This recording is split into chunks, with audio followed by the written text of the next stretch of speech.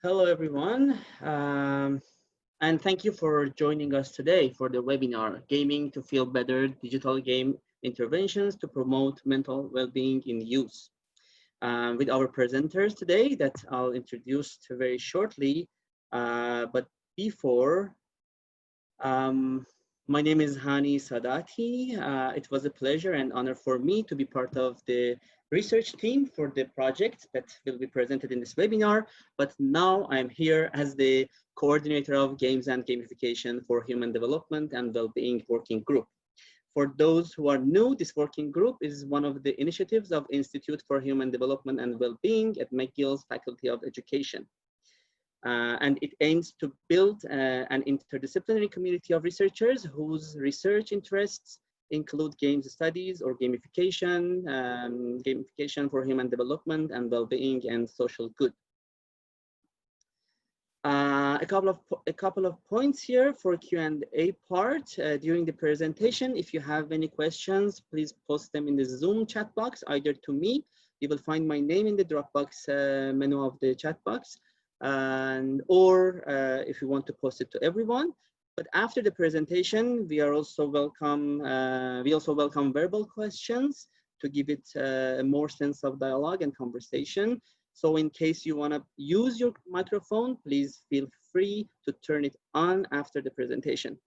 Also, if you are curious to know, this webinar is being recorded and it will be available on our working group's webpage. And we also will send the link out to the people who have registered to this webinar, and we have their email addresses.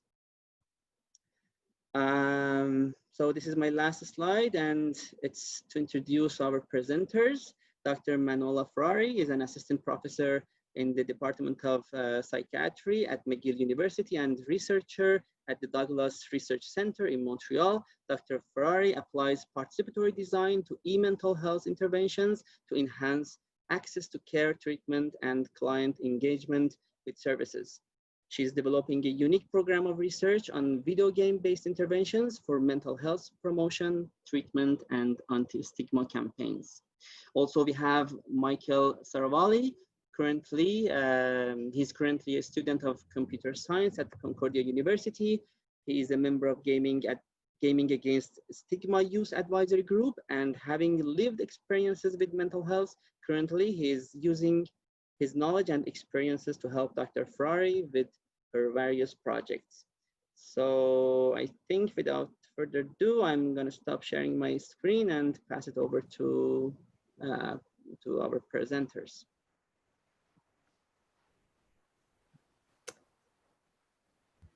Thank you, Annie.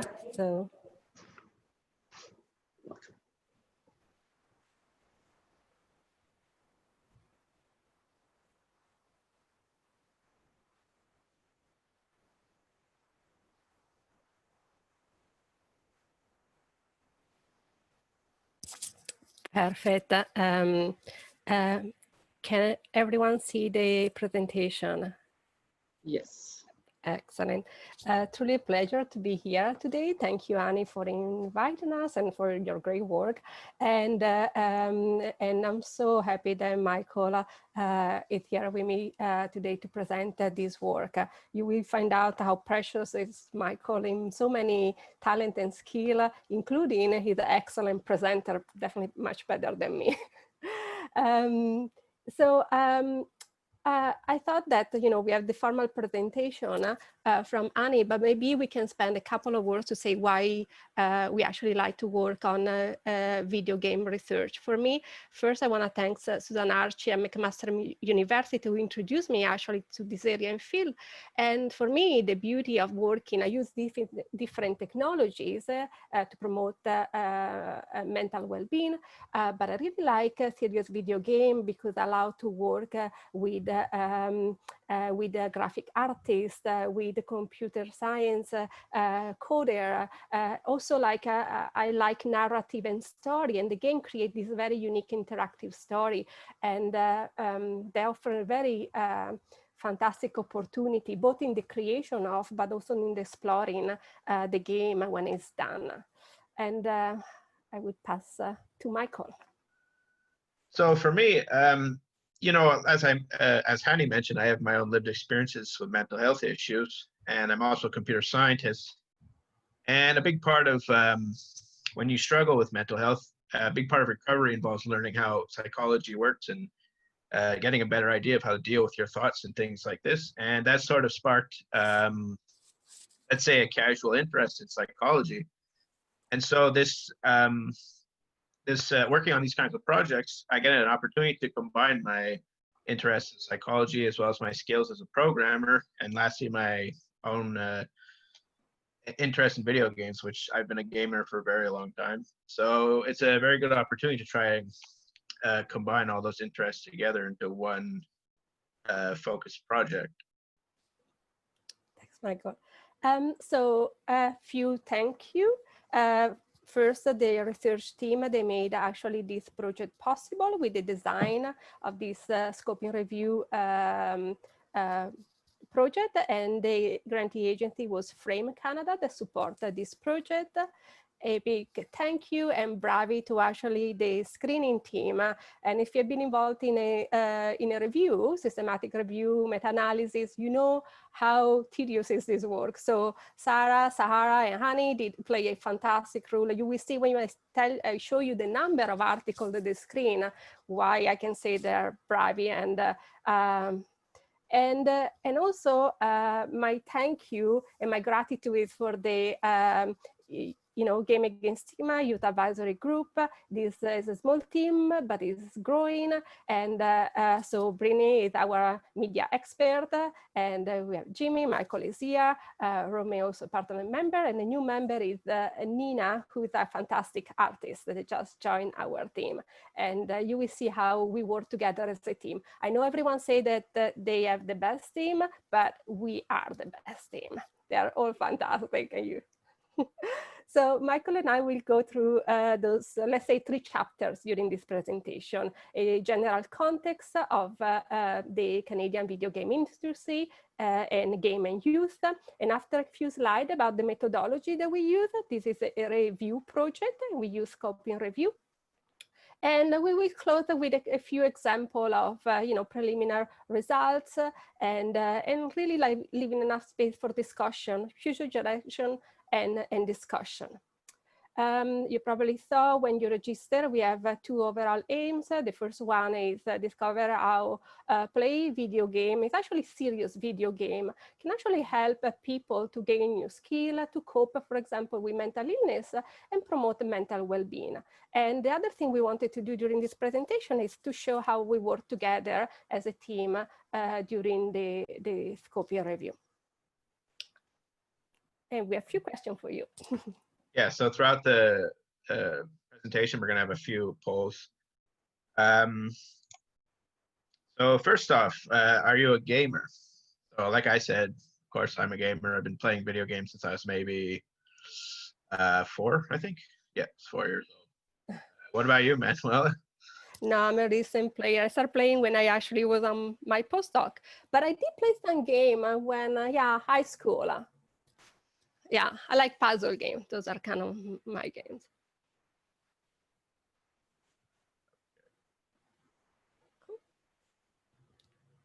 I guess leave it at that.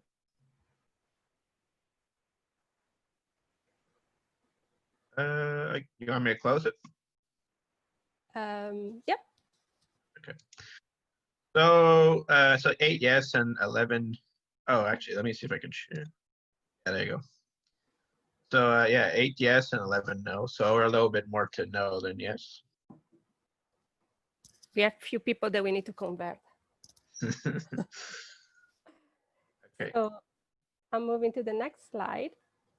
So yeah, so how often do you play video games? Daily, several times a week, several times a month, several times a year? Personally, I've been playing a lot lately. I got a couple of new games, so I've been pretty. I would actually say I'm at daily, probably. Okay. I think that's all 11 gamers then. we'll end it there. Yeah, so it looks like pretty even spread. Yeah, but I think, yeah, it's pretty even how it's spread out. Okay, cool.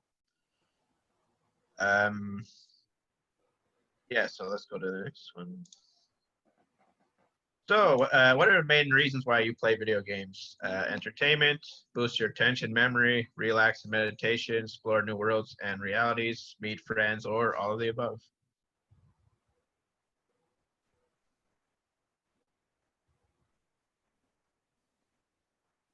I'd probably put all of them. Yeah, I think I'd put all of them personally. I really like the part of exploring new world and realities. You really can see the talent of graphic artists and engage with the story. Yeah, I think if I had to pick one that stood out for me, it'd probably be exploring new worlds. I'd definitely say for me, it's all of them. Okay, so I'm gonna go ahead and share results. Okay, so it looks like entertainment. Kind of feels like the obvious one, but yeah. So yeah, that's interesting results. Oops. And lastly, I think it's the last one for now. Have you been playing more video games alone or with friends since the pandemic started? I think I'm probably about the same. I don't think I've been playing more with the.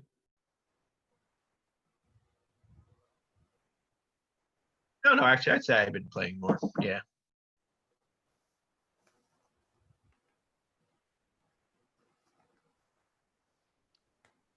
Yeah, I think that question is really just have you been playing more, not the alone or with friends. Yeah, I think I thought the same thing. It sounds a little bit weird, but it's just have you been playing more?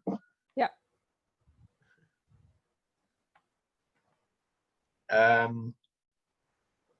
Yeah, I think most people or most of the gamers anyhow are in the yes. And that's definitely I know what's it called? Nintendo's been reporting much higher profits lately because of the current pandemic. A lot more people are spending money on games and stuff like that. Mm-hmm. Okay, so yeah, we're leaning towards yes. Very nice. Okay. Yeah, Animal Crossing.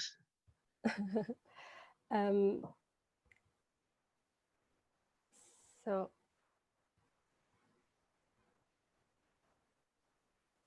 I think we You can are go on. done. Yeah. Unfortunately, I have to do out and I have a little, okay, perfect. Now I'm back on track. So it's actually interesting because, especially in the last result. So during the pandemic, actually playing active video game was one of the suggestions from the World Health Organization as a way of stay healthy at home, which was quite neat. So let's go through to have a general feeling on the Canadian video game industry. It's really like a quite active industry, and we have 1.8 billion people are playing video game, and quite a large profit that you can see from this number. So let's see who is actually buying video game and who is playing video game. So here you can see from the age range, there's really, you know, youth, young people, young adult, youth and young adult. They're actually like buying, purchasing video game. And you can see 61% of Canadians define themselves as gamer, and 90% of team play games.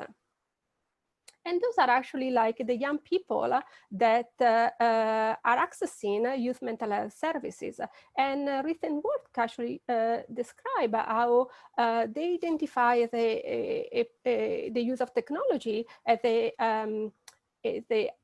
way to access receiving care, something that they desire or they feel they are willing to try, and including like the use of video game technology. So there is a growing body of literature exploring the advantages of playing a digital game. You can see here some of the elements, so supporting attention span and memory, managing emotion, promoting behavioral change, and support treatment of mental illness.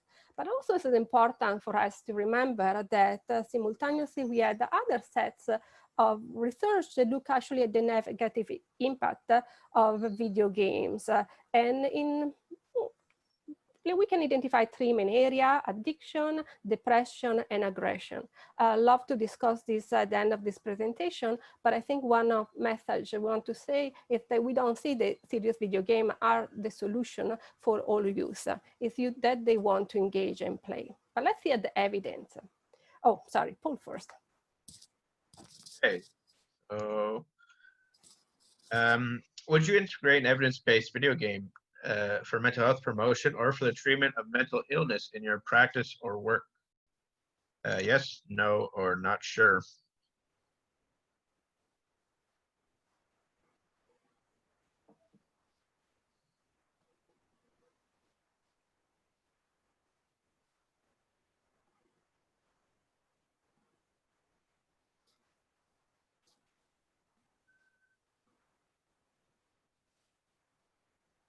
Give it a bit longer.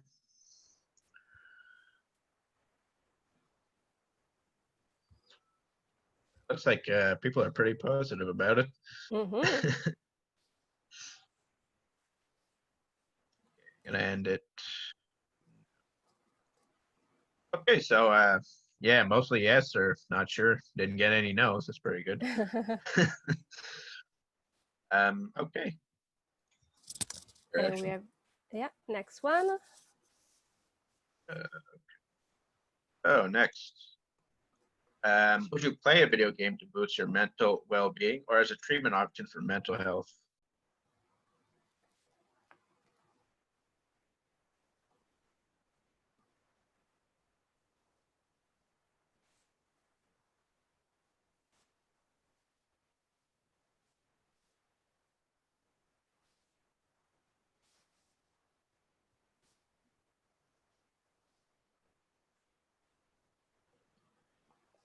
Gonna give it a bit longer.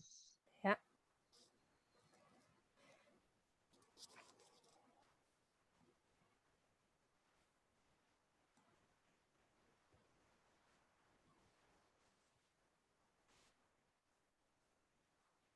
Okay, so I'm gonna close it. So mostly yes, one no and one not sure. So yeah, it looks pretty good, I think. Yeah. We are gonna have a very interesting discussion. I have to do this little trick to get that. So as I said, like, let's see at the evidence. That's kind of the question that we posed at the beginning of the project. So we wanted to know what was the evidence, like which kind of video game were created by who, and for kind of which level of intervention, prevention, treatment, and which like the kind of condition that the game were trying to tackle to explore. And we use a model, it's the step care model, it's quite known for the treatment of mental illness in the community. And the core aspect of this model is that basically treatment should be organized according to the severity level. And that also identify where people can access to treatment. Definitely a lot of youth mental health settings are based on this kind of step care model. So you have step one, where it's really promoting mental well-being, health and physical health. Step two, for mild cases of mental illness, where you can provide self-help, service in the community. Where you step out to level 3 or 4, where mild to moderate to severe. Severe will take, are you can intervene with evidence-based treatment. You also try to prevent risk situation. And most of the time, the treatment is provided within clinical settings, so hospital. For mild and moderate, it's kind of in between. Sometimes can also be supporting within community settings, such as, for example, youth mental health setting in a community. I forgot to mention that for example, for step 1 and 2, a lot of the work can be done in educational settings, school where people are and where they may experience distress. And, definitely we saw that some games were actually tested and used it in such settings. So few slides about the methodology we use, scoping review methodology. Some of you may be familiar. You start with posing the research question and identify relevant study. In that case, we work with the librarian and we provide keywords, and she actually ran a research, and we identify more than 7,000 articles. So that's why you can start see why for me, Annie, Sarah, and Sarah were key, because they went through all of those articles. There are the title and the abstract, and we have some criteria. I'm not going over all of the criteria, but pretty much is what we identified that we wanted to collect and try to extract information. So we have a specific age group. We both include English and French. We have mental health condition, different mood disorders, anxiety, first episode of psychosis, schizophrenia, eating disorder, post-traumatic stress disorder, and something related disorder. So everything that was a kind of game-based intervention for one of these conditions that actually was in this target group and was published was okay. So it was thumbs up. If not, we actually put it aside. So in that, we have 312 articles, and that's where you actually start also to do the full text screening, which actually led to the extraction of 40 relevant articles. And of the 40 articles, we actually had 31 games that we identified, serious video game that met our criteria. So as I mentioned before, one of the things is that, working with the Gaming Against Stigma advisory group. And we started with the attempt to do bi-weekly meetings, and we switched to weekly. Pandemic started, and we got into also because Michael will tell you how our task kind of switched. But the idea was to provide input of the aim, objective of the study, preliminary funding. We actually created those fast facts. As you can see, it's just a little card that describes the game that we identified that were relevant, and we actually have more games we would like to showcase. Some they met our criteria, and we are actually exploring, but also we found there was very interesting work done, for example, of anxiety and people recovering for cancer or other conditions. So it was quite a interesting journey. And so yes, the Gaming Against Stigma Advisory Group. So it's a group of people who are interested in how mental health and video games kind of go together. And we want to try and address how mental health is portrayed in video games. Oftentimes there's, it's a very negative spin to the way people with mental health problems are portrayed in games. They're usually portrayed as violent or dangerous and beyond help and all these types of things. So that's a big part of what we're talking about, what we talk about in the group and what we try to address. So some of the projects we're working on include Sparks and Harry's Back to Reality, which are both games. Sparks is a game that sort of deals with cognitive behavioral therapy and helps to guide that. Harry's Back to Reality involves trying to demystify psychosis in a young man who suffers from psychosis due to marijuana use. And of course, we're also doing reviews of commercial games and trying to get an idea of, sort of critiquing how does the game deal with mental health problems, how does it portray those problems and things like that. And lastly, we also have our own game in development that's looking to go in a similar direction. Yeah, so the game we're developing, it's sort of inspired by this current situation we're in with the pandemic, and that we're all kind of kept indoors, and it's this threat that we're all facing together. And the idea of our game is to explore how does mental illness factor into that kind of thing. There's been a lot of stories about people struggling with depression or isolation and things like this, and but even for people who have already problems that they had before the pandemic started and things like that. So that's kind of what we're looking at, but we want to try to include a lot of different points of view. So not only people who have lived experiences, but also potentially, let's say, caretakers of people who issues with mental health. Thank you, Mike. One. Yeah, one more. So the game is kind of like if you're familiar, it's like a classic top-down role-playing game, sort of like old school Super Nintendo era, that type of stuff. We're making it in a program called RPG Maker, and we're going to be doing pixel art graphics.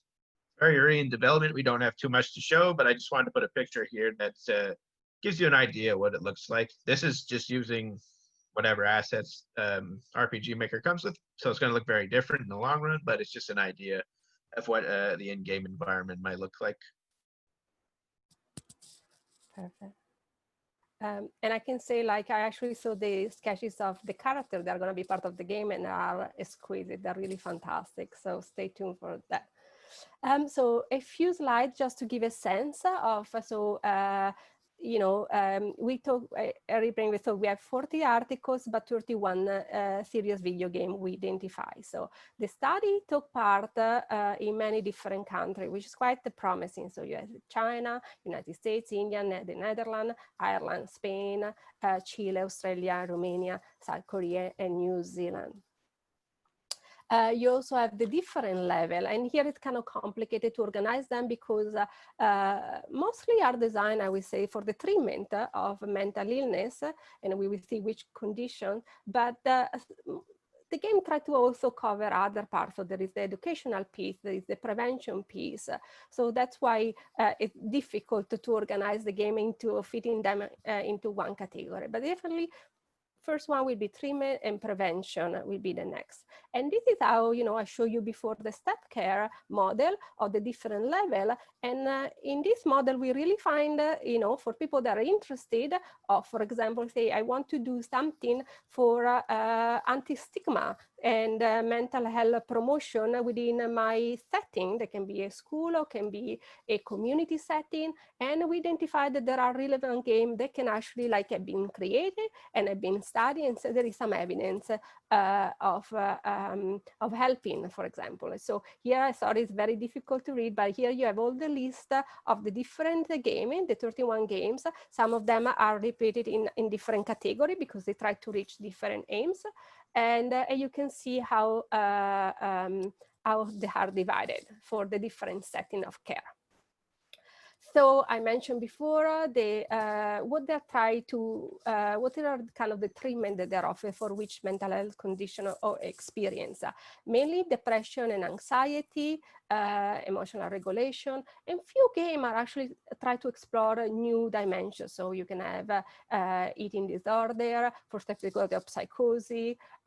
Just remember when you see here the percent, the raw number is very low because again, we talk about 31 serious game in total. The different settings where the game have been used, so you can have so you can see actually here, you have quite a variety. You can go between school, university settings. So it can be step one, more community care, to other, settings that are connecting to the treatment, so outpatient clinic or resident homes.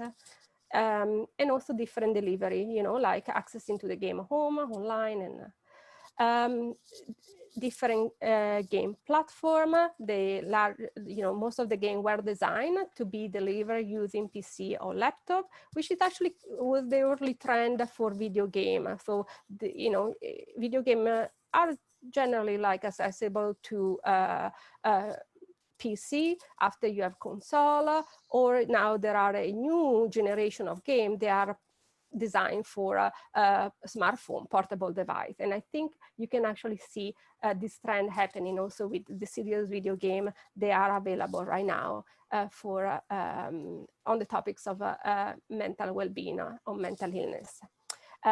So we look at the kind of methodology was used to evaluate the impact of the game in their setting. And it's nice to see that there is quite mixed methods. So both of use are qualitative and quantitative research. So that was actually a very important part for us. It was young people and family members involved in the creation of the game and the evaluation. Unfortunately, the majority, they just inform Sometimes there was some level of consultation, but going more on the empowerment or collaborative way of creating a game, and we couldn't really assess that. But I also want to mention that one possible limitation is the publication, right? Sometimes there is not enough to describe the process of making the game. And so that's where maybe some of the information, so we were not able to capture that level of information. So one game is actually winning kind of the global game. It's Spark. There are actually 3 versions of Spark. There is Spark. First, it was actually like the first game. After it was Spark R and Spark Rainbow for LGBTQ community. So the game is actually delivering a CBT treatment for anxiety, depression, in a game environment. There is this virtual guide that support, it's based on 7 modules and 1 hour per each level or module. And there is a guide help where there is a possible learning that is coming through the experience of the gameplay, through the gameplay experience. So relaxation technique, dealing with strong emotion. Those are, for example, some of the topics. Impressive that the game has been tested and evaluated in different countries. You can see Australia, Ireland, and New Zealand, actually, where the game was developed, with a large group of people, and in Netherlands, and quite a large group of young people were involved in testing the game. As Michael mentioned, breaking news, we actually try to adapt, we are working on the adaptation of Spark for Quebec context. And the idea, the first step, will actually making the game available in first episode of Psychosis program. So people that experience psychosis, and so hearing voices, and other symptoms. We do know the setting where people receive care also use CBT treatment, but not everyone have access to CBT treatment. So we want to see if actually the game can support the clinical team in allowing more people to access CBT treatment in early intervention program for psychosis. Another game we are adapting was not part of our review is Harry's Journey, and Michael already mentioned about the game and also about psychosis. So let's give a 3 example of the different game that we identify that kind of cover the prevention treatment. So the first one is actually the Stigma Stop, developing in Spain, and you can play a character that experiences mental illness, and in doing you have this educational experience of understanding what does it mean to experience mental illness. The game is also coming with the mini games, so they have different tasks really to build knowledge and competencies. The next one, we combine, mild to moderate mental health condition, and very interesting game is Dojo, and it actually was developed in a colleagues by a colleagues in the Netherlands, Isabel Graning. And I met Isabel when I was a sick kids, and she was also interested in using biofeedback. So it's not the gameplay experience, but also bringing data from our biological body to influence gameplay. And she's a really interesting work on anxiety, coping with anxiety. I do remember when I met Isabel, she was working on a game with Mindlight, and it was similar dynamics for young kids. And I was very pleased to see this new game for older, for teenagers. Finally, a game developed in US, and again, to showcase the variety of technology, right? In this case, it's a motion-activated video game. So the player need to move to fight, and this game was actually designed. So there are 2 games, the Recovery Ninja and the Recovery Runner, where the player really need to fight addiction. In this particular case, there was young people in treatment for opioid addiction. It's helping the player to prevent relapse. So So the review project, which I talked about a little bit earlier on, it's basically we're writing review games for commercial games that have been released, you know, not necessarily for mental health reasons, but just, you know, for entertainment, things like this. And so, yeah, we want to try to, you know, critique games for how they deal with mental health problems, how they portray them, and things like this. Because, as I mentioned, there's a lot of negativity. So we want to try to bring some light to that that issue. You know, and also we'd also like to try to, you know, praise good examples where mental health problems are portrayed well and things like this.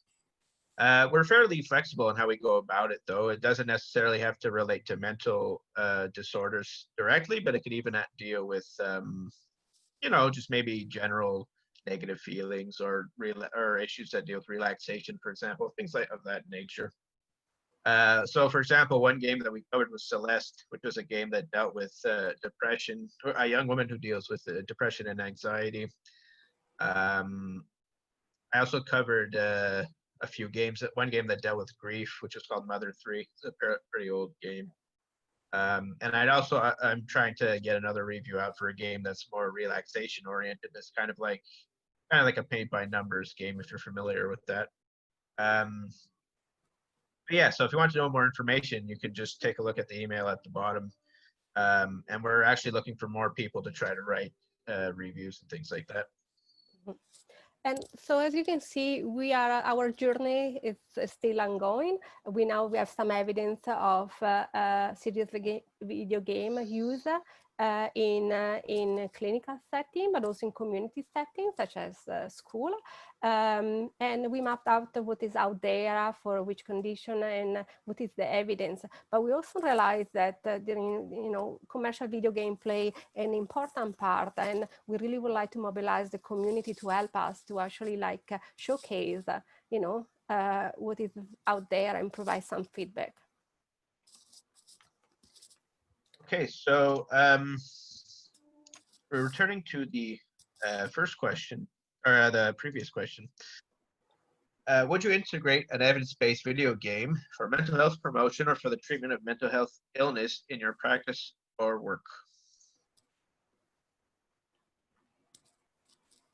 While we're waiting for people to answer, Manuela, your microphone touched your clothes and makes some noise. Maybe you can, thank you.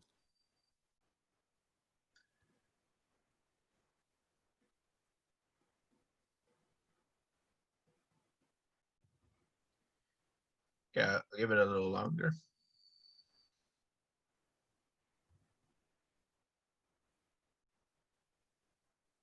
Okay, I think that's almost everybody actually.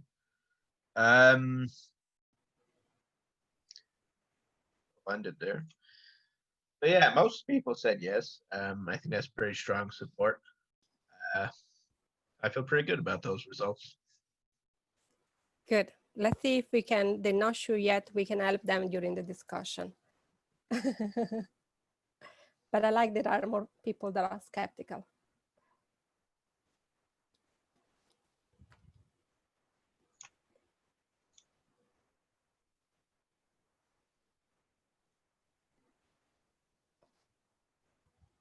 Okay. I think we're missing a poll actually. Oops. Yeah, we did this one. Okay. Yeah, I thought it was, okay, let's, yeah, okay. Michael is, sorry, I have to. Okay, so yeah. Last part, I guess. We're gonna be holding a raffle, and so first of all, I just want to say you're allowed to look up the answers. You don't have to know them off the top of your head or anything like that. And there's a chance to win gift cards for the Nintendo eShop, PlayStation Network, Xbox, or Steam. Be 3 winners, and you just have to answer these 3 questions and send them to the email that's at the bottom, triviaanswer@gmail.com. Okay, so question number 1. Which Nintendo developer created the original Game Boy? Question number 2, who was the creator of the Fairchild Channel F video game console? And lastly, who was the creator of the Konami code? So just to repeat, you can just you're allowed to look up the answers. You don't have to know them off the top of your head. You can send them to me at that email, and you'll be entered in a raffle, and then we'll give away 3 gift cards. They're for $20 each. So if you take home messages,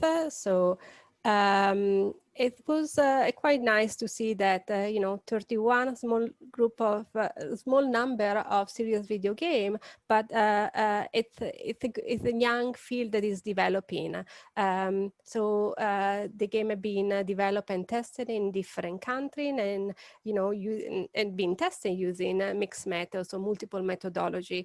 We have different focus, little level of intervention, and different condition. There are some future direction that I think will be nice to, right now the game tend to be focused on depression and anxiety. I guess that because we also know that young people, especially, they do experience both quite often, but it would be nice also to see in new games. They also help people in other their experiences, other conditions. And we also want to put out the call that in the creation of serious video game, it's very important to involve people with lived experiences, young people and family members, to really design the intervention and test the intervention. Thanks to Sarah, we actually have some scoring, which I was not able to present today, of critical appraisal of the RCT, one of the methodology most used in evaluating the game. And we will say that unfortunately some of them score poor, but the few one they actually definitely spark, and those we actually scare fair. So we're actually well-designed RCT. I also should say that I'm a little critical on the evaluation of RCT, of using critical appraisal tools, but we can talk about that after. So your last 2 slides to conclude the talk. So after Michael and I can answer your question. A quote that you probably are familiar with: never doubt that a small group of thoughtful, committed citizens can change the world. Indeed, it's the only thing that ever has. And I have my own version for that. Just bring together a small group of creative, critical thinking, young gamers, and they will change the world one game at a time. And also if you have, game creator, developer like Michael, they actually gonna create their own virtual world. And all the team is actually creating this beautiful, fantastic world that we are trying to depict in this new game that we are creating. So thank you for your attention, and I guess Michael and I are here to answer a few questions and engage in discussion. Thank you very much, Michael and Manuela. We have 2 questions here. I'm gonna read the questions first, then it's open to discussion if people want to turn on their microphone and ask their questions verbally. So the first question is: the possible negative effects were mentioned, such as addiction, depression, and aggression. I was curious about whether you've come across any evidence of possible psychosis from game interventions.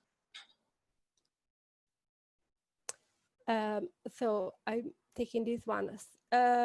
So in that case, just to think about our methodology, we look for serious video game that were created for prevention and intervention. So the game had to control if it was creating such experience. Best of my knowledge, I don't think game actually did control for that.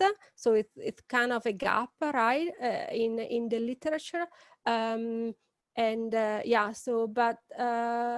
What the game did was to try to find the positive effect of the game based on the hypothesis, which was, maybe decreasing symptoms, or, improving literacy of mental health, mental illness. So that's what the game and the evaluation focused on, those particular 40 study.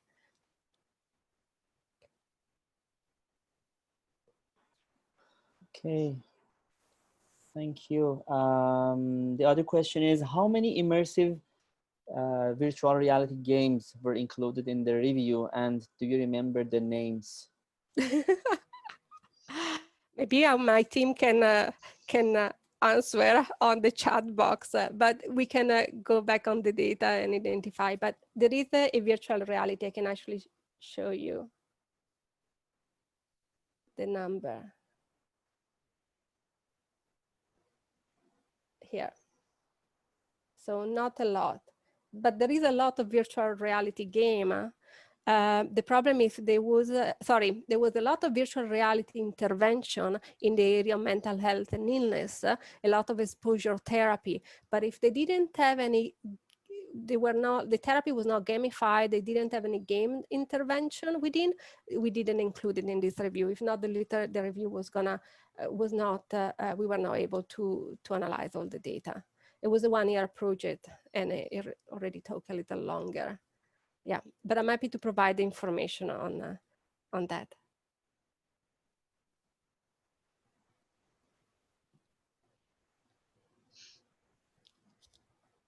I think Sarah posted something. Do you want? Okay, it's about the literature.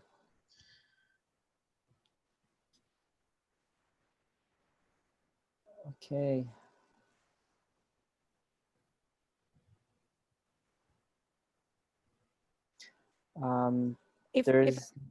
Yeah, go ahead, please. If I can extend to that, I think the interesting is, so we have a motion game, which we show. We had a biofeedback was dojo and virtual reality. So that is kind of the other medium that were explored using this kind of game environment as a technology, right? So yeah.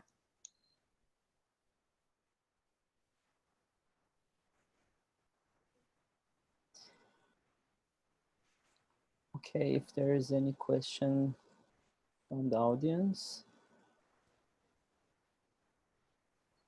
Is it okay if I ask a question? Yeah, for sure. Go ahead.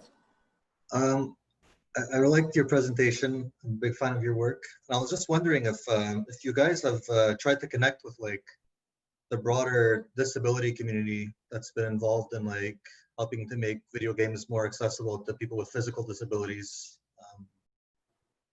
Yeah. I'm gonna let Michael to take this. So at least in our current project that we're working on, we're trying to get people as involved as possible. It's still something where, because we're quite in early stages, we still want to try to, still looking for people basically.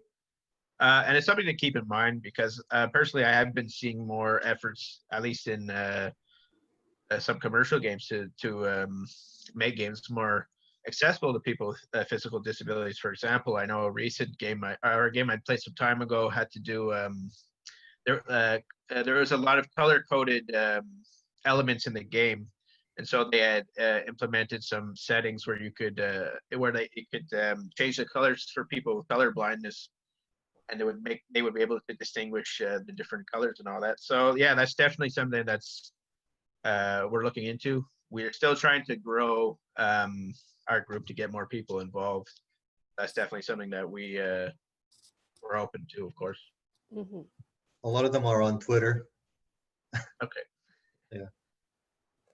So we'll take a look into that then. Yeah, but it definitely like one step at a time. So right now for, it's making some game available in English, in French, do some testing, and soon building also capacity with the next one. To me, it really like reaching out to make the game accessible to player.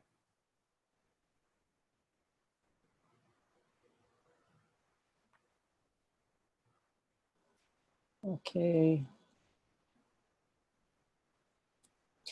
There is no written question coming to me, but if anyone else has any question, please go ahead. Can I ask a second question?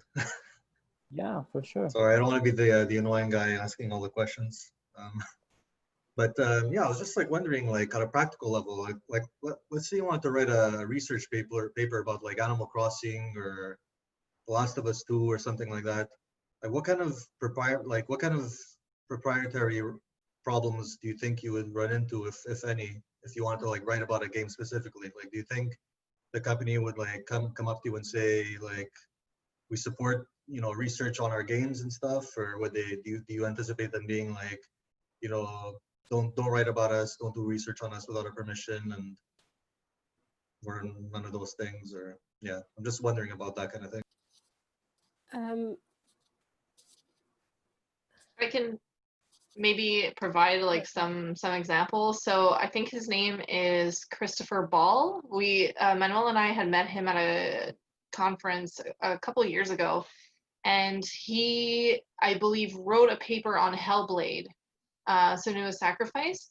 So I don't know if in the paper he mentions that at all, because I didn't read it.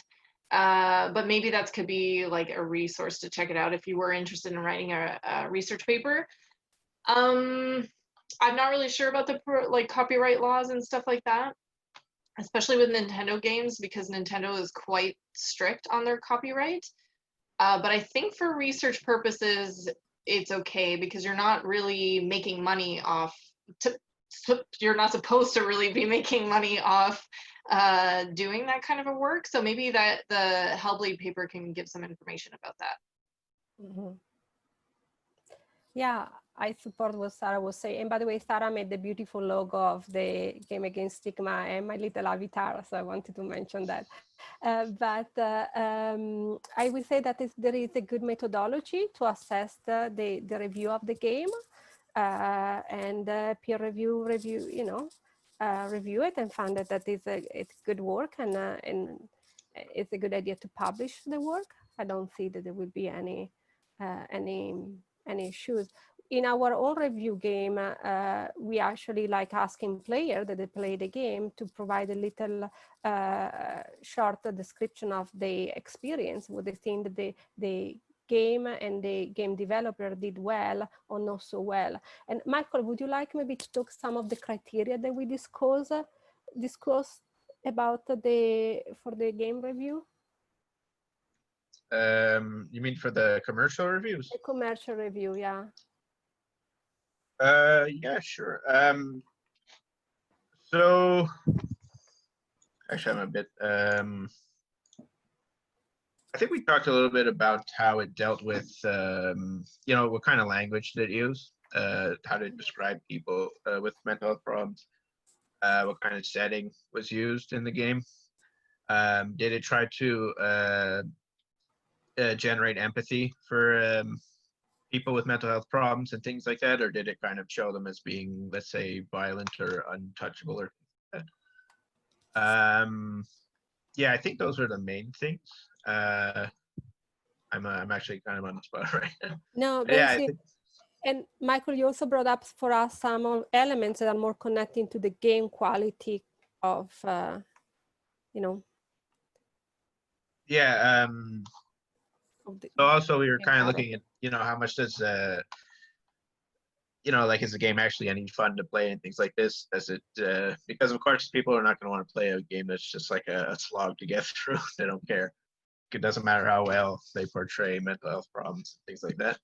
But there's that aspect too, and as well as things like the setting, environment. Is it an interesting story? So we're kind of trying to balance, you know, kind of like a more typical critique of a video game, but also balancing it with how does it deal with mental health problems and stuff like that.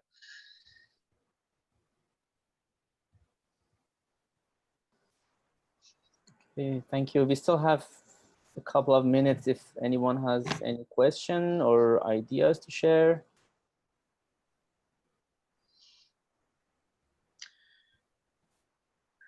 There's a, can we access those games to, okay, there is a question. Can we ask those games to work with them with use?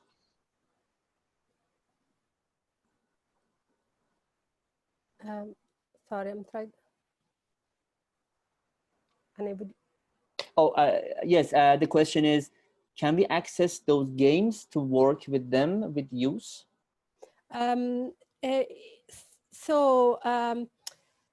That's what we try to do in the adaptation, for example, of Spark. Some of them are were created in this academic environment, and they are for research. Some of the game are like they receive enough evidence. For example, for Spark is available to young people in New Zealand. I hope that slowly we will be able to get to the level. It really depends by the game, and contacting the author of the game to know what you know, if they are okay to allow them to access the game, and you know, so that's but now, based on my knowledge, none of the game are they have a cost associated. They are so it's really like kind of open science, and I would say like it's nice, it's good to know. And I feel that after developing a game and having enough evidence, the team is willing, as happened with me contacting people in New Zealand, want to collaborate and make the game available to others. So I think overall, yes, it's possible. I also want to add to that in our working group, we are creating a package of resources for serious games, and a part of it is serious games for mental health and well-being. So it will be available online very soon, maybe in the coming months. So there will be links to the games, serious games that we can have access, people can access and play with them.